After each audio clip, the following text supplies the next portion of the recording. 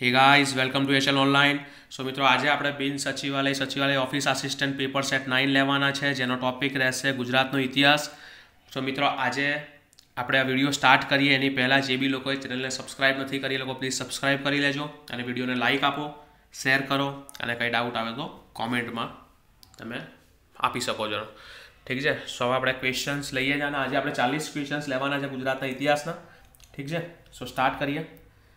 Question number 1 છે કે ગુજરાતમાં બારડોલી સત્યાગ્રહ સાથે કોનું નામ જોડાયેલું છે। ઓકે, આઈ રિપીટ, ગુજરાતમાં બારડોલી સત્યાગ્રહ સાથે કોનું નામ જોડાયેલું છે? સો આવશે ઓપ્શન બી, સરદાર વલ્લભભાઈ પટેલ। ઠીક છે। હવે આપણે આવીએ ક્વેશ્ચન નંબર 2 કે નીલમબાગ પેલેસ કયા શહેરમાં છે? કે નીલમબાગ પેલેસ કયા શહેરમાં છે? તેનો આન્સર કયો આવશે? આન્સર છે ઓપ્શન સી, ભાવનગર।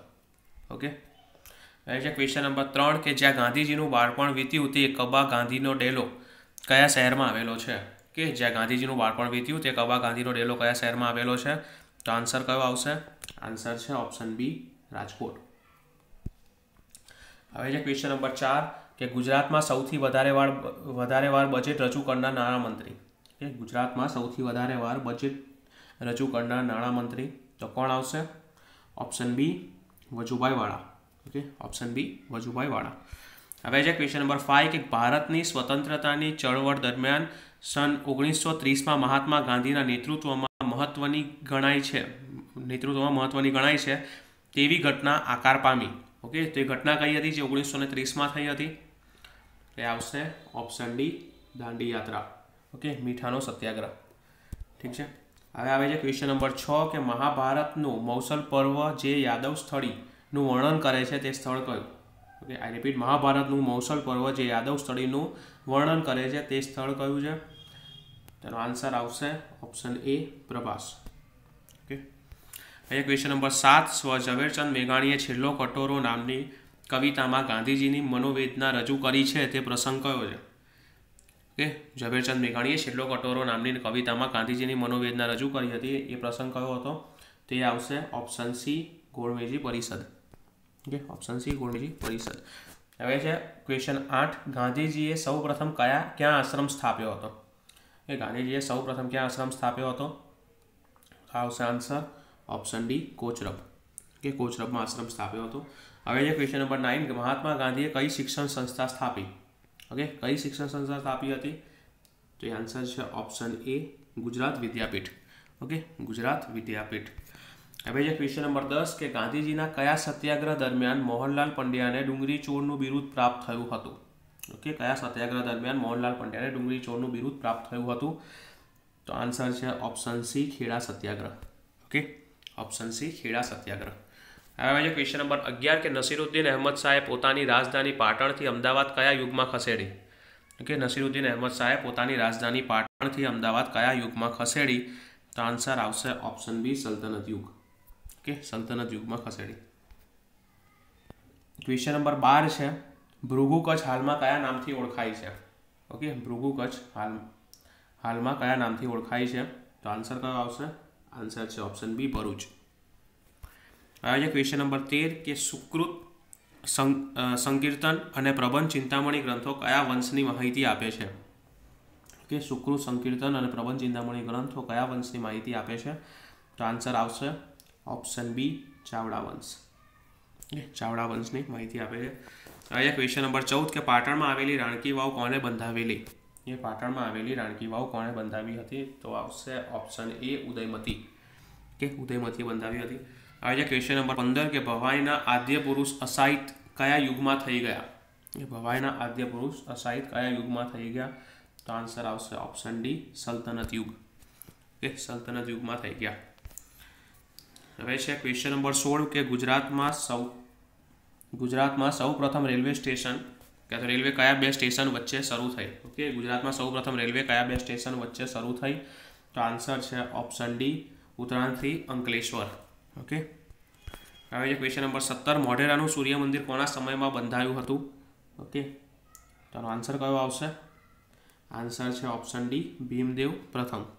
ઓકે, હવે છે ક્વેશ્ચન 18 ગુજરાતના ઇતિહાસમાં અશોક તરીકે કયા રાજાને ઓળખવામાં આવે છે?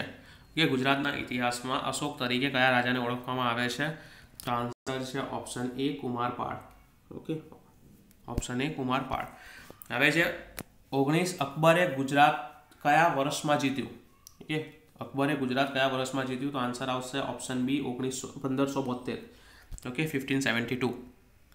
હવે આવે છે ક્વેશ્ચન નંબર 20 કે નીચેના પૈકી કયો ગ્રંથ ચંદ્રગુપ્ત મૌર્યના જૈન ધર્મ સાથેના જોડાણ બાબતનો સંદર્ભ દર્શાવે છે? ઓકે, તો ગ્રંથ કયો આવશે? તે છે ઓપ્શન બી હેમચંદ્રાચાર્યનો પરિશિષ્ટ પર્વ. ઓકે, હેમચંદ્રાચાર્યનો પરિશિષ્ટ પર્વ. તમે જુઓ કે જે આ લખ્યું હતું હેમચંદ્રાચાર્યએ, પણ આ લખવા માટેની જે રિક્વેસ્ટ કરી હોય કે લખવા કે તમે આ લખો, તે વ્યક્તિ હતા કુમારપાળ. ઓકે, આ જૈન ગ્રંથ હતો, તો કુમારપાળની રિક્વેસ્ટથી હેમચંદ્રાચાર્ય આ ગ્રંથ લખ્યો હતો અને એની અંદર ચંદ્રગુપ્ત મૌર્યએ જે જૈન ધર્મ સાથે જોડાઈ ગયા એનો ઉલ્લેખ બી આની અંદર બતાવ્યો હતો. હવે ક્વેશ્ચન નંબર 21 કે 1930 થી 31ની લંડન ગોળમેજી પરિષદમાં રજવાડાઓનું પ્રતિનિધિત્વ કોણે કર્યું હતું? ઓકે, 1930 થી 31ની ગોળમેજી પરિષદમાં રજવાડાઓનું પ્રતિનિધિત્વ કોણે કર્યું હતું? એ હતા ઓપ્શન ડી જામ રણજીતસિંહજી. ઓકે, ઓપ્શન ડી જામ રણજીતસિંહજી. હવે આવે છે ક્વેશ્ચન નંબર 22 કે પ્રથમ કાઠિયાવાડ રાજકીય પરિષદ કોના વડપણ હેઠળ યોજાઈ હતી? પ્રથમ કાઠિયાવાડ રાજકીય પરિષદ કોના વડપણ હેઠળ યોજાઈ હતી? તો આન્સર આવશે ઓપ્શન બી વિઠ્ઠલભાઈ પટેલ. તમે જુઓ કે વિઠ્ઠલભાઈ પટેલ કોણ હતા? તે સરદાર વલ્લભભાઈ પટેલના મોટા ભાઈ છે અને આમની સાથે બીજી એક વસ્તુ જોડાયેલી છે જે છે સ્વરાજ પાર્ટી. ઓકે, આમને સ્વરાજ પાર્ટીનું એટલે ફાઉન્ડર હતા. ઓકે, સ્વરાજ પાર્ટી, અને આમની સાથે બીજા 2 વ્યક્તિ બી જોડાયેલા હતા. એટલે કુલ 3 લોકોએ આ સ્વરાજ પાર્ટી બનાવી હતી. એમાંથી એક છે ચિત્તરંજન દાસ. ઓકે, ચિત્તરંજન દાસ, અને બીજા કોણ હતા? તો બીજા હતા મોતીલાલ નહેરુ. તો આ 2-3 નામ યાદ રાખવાના તમારે. ઓકે, એક્ઝામમાં પૂછી શકે છે કે 1924ની અંદર આ વસ્તુ થઈ હતી સ્વરાજ પાર્ટી, તો આ વસ્તુ આમાં બની શકે. ઠીક છે, ક્વેશ્ચન આવે સ્વરાજ પાર્ટીમાં તો અને એક ઓડ વન આઉટ કાઢવાનો હોય તમને અને 3 ઓપ્શન હોય તો એક નીકળી શકે એ રીતે. તો આ 3 નામ યાદ રાખજો: વિઠ્ઠલભાઈ પટેલ, ચિત્તરંજન દાસ અને મોતીલાલ નહેરુ. હવે આવે છે ક્વેશ્ચન નંબર 23 કે સોલંકી કાળ દરમિયાન મુખ્ય વહીવટી એકમ નીચેના પૈકી કયું હતું? ઓકે, તો વહીવટી એકમ કયું આવશે? તો ઓપ્શન સી મંડળ. ઓકે, હવે આવે છે ક્વેશ્ચન નંબર 24 સૌરાષ્ટ્રના સુધારણા ચળવળની શરૂઆત કોણે કરી? સૌરાષ્ટ્રના સુધારણા ચળવળની શરૂઆત કોણે કરી? તો આન્સર આવશે option B Manishankar Kikani. Okay, સૌરાષ્ટ્રના સુધારણા ચળવળની શરૂઆત કરી હતી મણિશંકર કિકાણીએ. હવે ક્વેશ્ચન નંબર 25 કે પ્રભુદાસ ગાંધીનું પુસ્તક જીવનનું પરોઢ ગાંધીજીના જીવનના કયા તબક્કાને રજૂ કરે છે? તો કયો તબક્કો આવશે? તે આવશે ઓપ્શન બી ગાંધીજીના આફ્રિકાવાસને. ઓકે, જે આફ્રિકા ગયા હતા એ વખતનો જે સમયગાળો હતો એ બતાવે છે. અને આ ક્વેશ્ચન એક કોઈ એક્ઝામમાં બી પૂછાયેલો છે કે જીવનનું પરોઢ જે પુસ્તક છે કોના દ્વારા લખેલું છે? તો આવશે પ્રભુદાસ ગાંધી. ઠીક છે, તો યાદ રાખજો. હવે આવે છે ક્વેશ્ચન નંબર 26 જૂનાગઢમાં બહાઉદ્દીન મકબરો આવેલો છે, તો એ બહાઉદ્દીન કોણ હતો? ઠીક છે, તો કોણ હતો બહાઉદ્દીન? આન્સર આવશે ઓપ્શન બી જૂનાગઢનો વજીર હતો. ઠીક છે, જૂનાગઢનો વજીર. હવે આવે છે ક્વેશ્ચન નંબર 27 કે ગાંધીજીની યાદમાં ગુજરાતમાં મીઠાનો ડુંગર સોલ્ટ માઉન્ટેન કયા શહેરમાં બનાવવામાં આવેલો છે? તો કયું શહેર આવશે સોલ્ટ માઉન્ટેન માટે?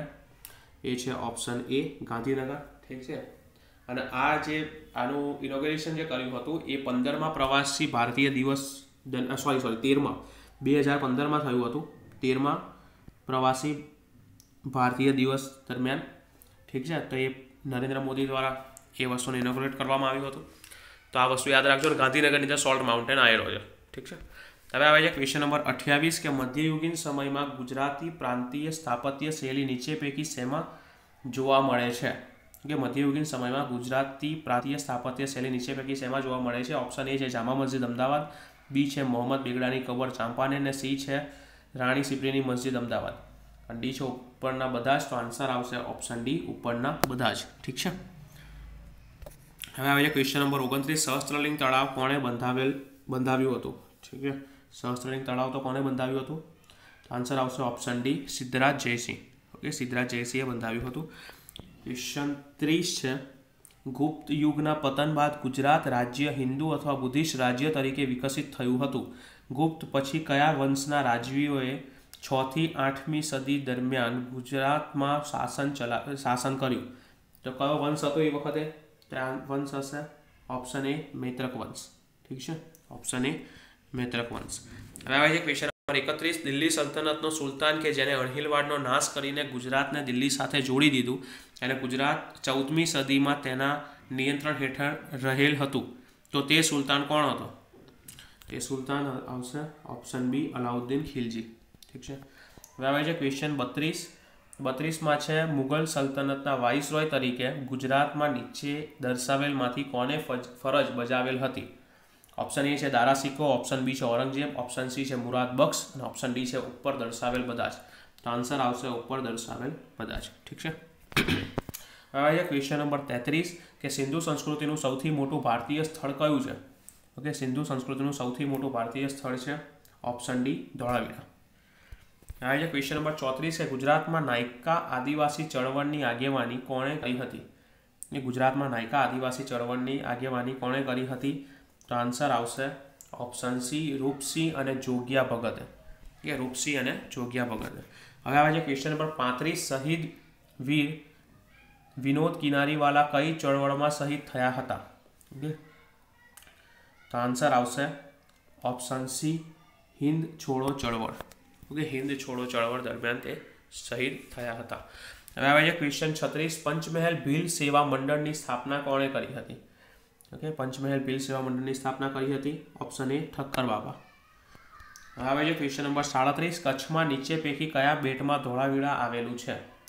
કચ્છમાં નીચે પૈકી કયા બેટમાં ધોળાવીરા આવેલું છે?